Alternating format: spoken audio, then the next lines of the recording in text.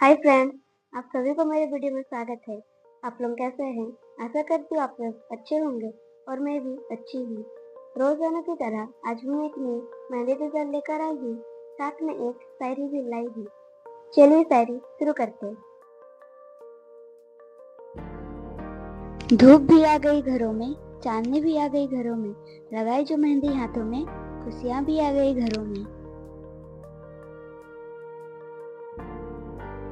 बातों बातों में सब कह दिया, कभी शायरी तो कभी मेहंदी बना लिया। सबको शुक्रिया जिसने जबार्ट को सब्सक्राइब कर लिया। Thank you.